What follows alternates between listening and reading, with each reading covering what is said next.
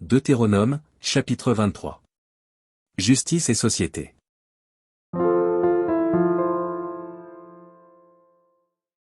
Celui dont les testicules ont été écrasés ou l'urètre coupé n'entrera point dans l'assemblée de l'Éternel. Celui qui est issu d'une union illicite n'entrera point dans l'assemblée de l'Éternel, même sa 10e génération n'entrera point dans l'assemblée de l'Éternel. L'Ammonite et le Moabite n'entreront point dans l'assemblée de l'Éternel, même à la 10e génération et à perpétuité. Parce qu'ils ne sont pas venus au-devant de vous avec du pain et de l'eau, sur le chemin, lors de votre sortie d'Égypte, et parce qu'ils ont fait venir contre toi à prix d'argent Balaam, fils de Béor, de Pethor en Mésopotamie, pour qu'ils te maudissent. Et l'Éternel, ton Dieu, n'a point voulu écouter Balaam, et l'Éternel, ton Dieu, a changé pour toi la malédiction en bénédiction, parce que tu es aimé de l'Éternel, ton Dieu. Tu n'auras souci ni de leur prospérité ni de leur bien-être, tant que tu vivras, à perpétuité. Tu n'auras point en abomination l'Édomite, car il est ton frère, tu n'auras point en abomination l'Égyptien, car tu as été étranger dans son pays. Les fils qui leur naîtront à la 3e génération entreront dans l'assemblée de l'Éternel. Lorsque tu camperas contre tes ennemis, garde-toi de toute chose mauvaise. S'il y a chez toi un homme qui ne soit pas pur, par suite d'un accident nocturne, il sortira du camp, et n'entrera point dans le camp. Sur le soir il se lavera dans l'eau, et après le coucher du soleil il pourra rentrer au camp. Tu auras un lieu hors du camp, et c'est là dehors que tu iras. Tu auras parmi ton bagage un instrument, dont tu te serviras pour faire un creux et recouvrir tes excréments, quand tu voudras aller dehors.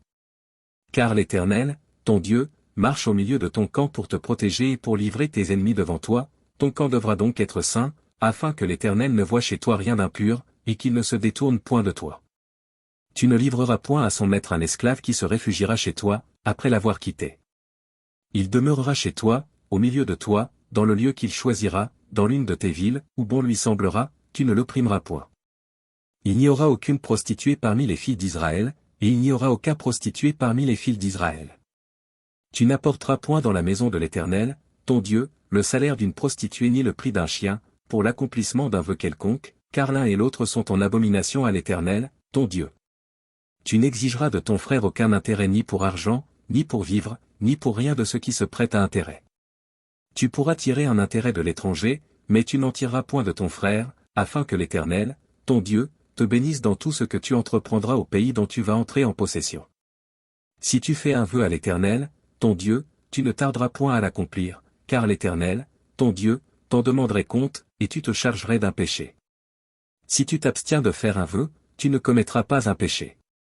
Mais tu observeras et tu accompliras ce qui sortira de tes lèvres, par conséquent les vœux que tu feras volontairement à l'Éternel, ton Dieu, et que ta bouche aura prononcés. Si tu entres dans la vigne de ton prochain, tu pourras à ton gré manger des raisins et t'en rassasier, mais tu n'en mettras point dans ton vase. Si tu entres dans les blés de ton prochain, tu pourras cueillir des épis avec la main, mais tu n'agiteras point la faucille sur les blés de ton prochain.